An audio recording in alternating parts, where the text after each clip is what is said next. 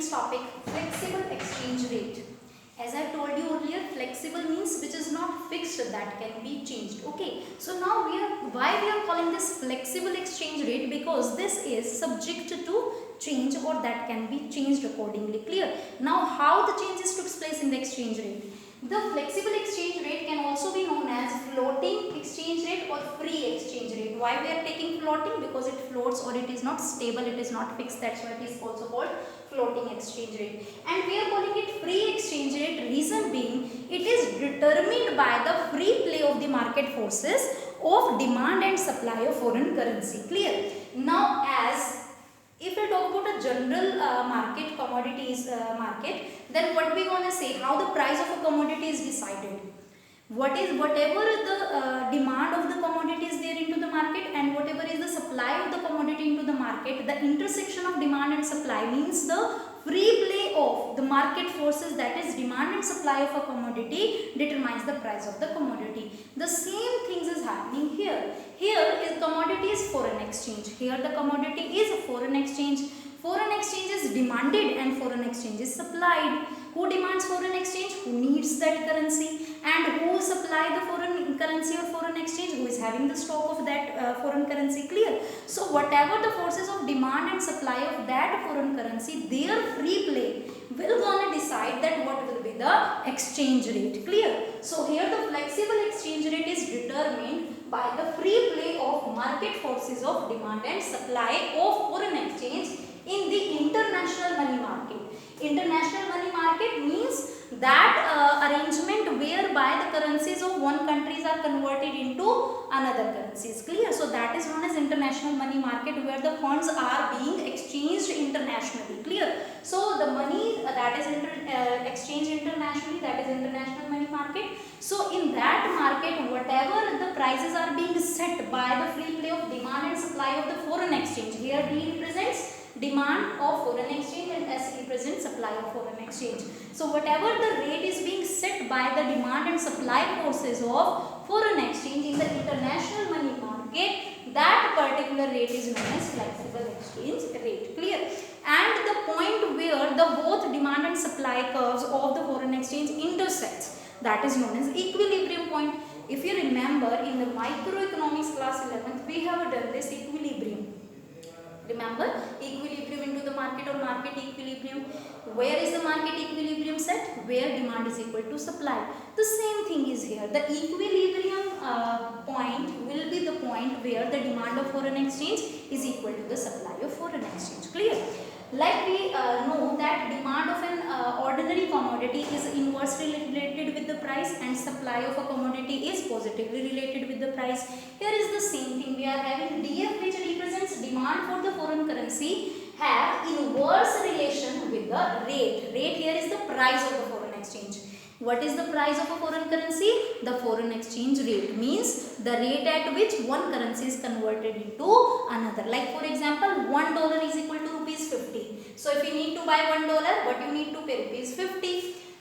Clear? So that is the rate, that is the exchange 1:50, which we need to set up over there. Clear? So the demand for foreign currency is represented by DF, and it is inversely related with the rate. Means if the rate is going to increase, then demand of foreign currency will decrease. Like for example, I have given you that if $1 worth rupees 50, and if the ratio increases, that $1 becomes rupees 70, becomes equal to rupees 70, then no doubt the people who are demanding a dollar, their demand will come down.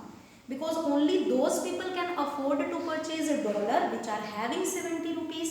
Earlier, $1 was equivalent to rupees 50, so that's why more people were demanding, because more people were having 50 rupees. But now the rate is being increased to 70. $1 is for rupees 70. The rate is increased, so the demand will also decrease with that. Clear? So here is the same relation we are having that we studied in microeconomics, that demand decreases when price increases.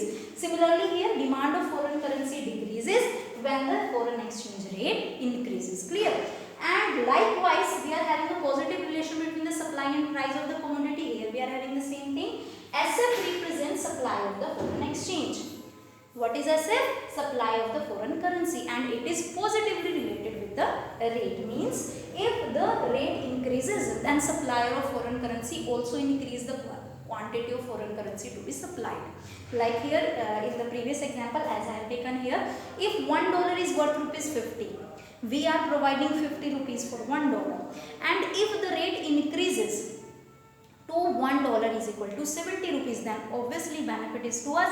So we will increase the supply of rupees. Clear? So what is over here we are doing that if the rate of foreign currency increases, then the supply of foreign currency also increases. So here the supply of foreign currency is positively related with the rate, that if rate increases, supply of foreign currency also increases. We're going to supply more and more dollars if it becomes equal to rupees 70. Clear? We are having reserves of dollar with us also. So if in the market the demand of dollar is there and it is for rupees 70, then obviously we will be add more benefit to this, then the supply of dollar will be increased. The American people will say that if earlier we are having only 50 rupees for $1, now we are having 70 rupees for $1, then they will increase the supply of dollars. Clear? The foreign currency will increase. So in this way the supply of foreign currency is positively related with the rate. Clear?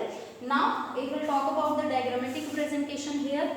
On the OY axis we have representing exchange rate, like we represented price of a commodity, and on the OX axis we are representing demand and supply of foreign currency, that is in quantity here, yani how much unit of foreign currency is being demanded and supplied. Clear? And this curve, downward sloping curve, that is DF, shows the demand of foreign currency. It is negative sloping because when the rate increases, quantity demanded decreases. Clear? And this positively sloping curve, that is SF, shows the supply of foreign exchange. Why it is positive sloping? Because there is positive relation between supply and price. If the price increases, supply of foreign exchange also increases. And where these two curves intersect each other, that is known as equilibrium point. That is known as equilibrium point, means where demand of foreign exchange is equal to supply of foreign exchange. Here demand of foreign exchange is equal to supply of foreign exchange. Now the rate at which this equilibrium exists, or the rate at which demand of foreign currency is equal to supply of foreign currency, that rate is known as par rate of exchange, PAR, par rate of exchange, or equilibrium rate of exchange. Why equilibrium? Because here demand and supply of foreign currencies are equal. Clear? So under flexible exchange rate, the exchange rate is being fixed by the free play of the market forces of demand and supply of foreign currency. In the international money market, the demand of the foreign currency is negatively related with the rate, the supply of the foreign currency is positively related with the rate, and where they are intersecting, that point is known as equilibrium, and the rate at which they are equal, means demand and supply of foreign currencies are equal. That rate, means here I have indicated P, that P represents the exchange rate at which both are equal. So that rate is known as par rate of exchange or equilibrium rate of exchange. So this is